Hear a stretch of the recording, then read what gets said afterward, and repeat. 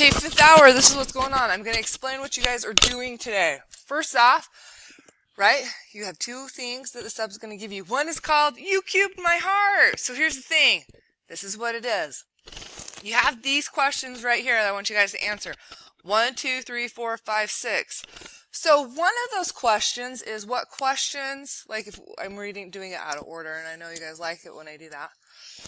Right? So what is the area of the shape? So you guys, area is length times width for that. Right triangles, it's base times the height divided by 2, because triangles are half of that.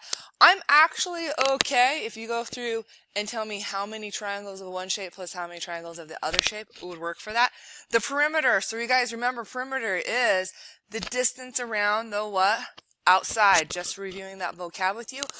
So I think you guys, if you wanted to, I'll leave some in the back of the classroom rulers, so you could do that and like measure to go get me the perimeter of the shape. How many rhombuses do you see? So you guys, a rhombus is a four-sided figure. So a rhombus, guys, is a four-sided figure. So if you need to, I'm more okay if you guys Google to have definitions of what one rhombus is. A rhombus could be a square. A rhombus could look like this, right? Like a parallelogram. Opposite sides are parallel. But they don't necessarily have to be parallel. Right? I'm trying to draw one. There's another rhombuses. Those are all examples. See how many rhombuses do you see? I think there's going to be a few in there. So here's the next question. How many triangles? I think you guys can see that. And then how would you color my U cubed heart? So in the back, I'm going to leave some colored pencils. I have some colored pencils up front. So you guys, color it. I know I put it on pink paper because, you know, it's my heart. Valentine's is coming up, so that's why I put it on pink. And then here's the thing. Think of one good question that you can ask. The other part that I'm leaving you guys, yet again, like this, and I'll try to find a video. So optical art consists of geometric shapes and patterns. Okay? So we have geometric shapes and patterns. So you guys, math does all this stuff all the time. We have patterns and we figure it out. So the type of art creates illusions, leaving the viewer with the impression that the objects are moving. So warping. So here's some examples down here. We have example 1. Oops, I went to go highlight it and it didn't work. So this one, right, looks like it's getting smaller towards the corner.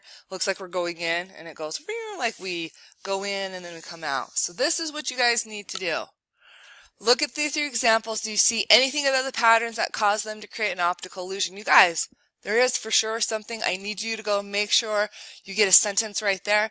And then down below, you're going to have a 100 square grid. Create your own interesting pattern. It may help to use a ruler. It's a good idea to experiment with different designs, doing your best to create a piece of optical art that creates a illusion. So here's the thing.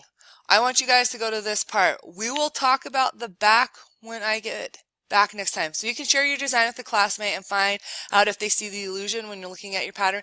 Experiment with breaking the squares into the grid into triangles, rectangles, or other types of shapes.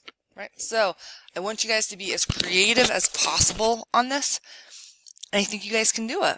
So that's what's going on. Be good. I'll see you on Monday.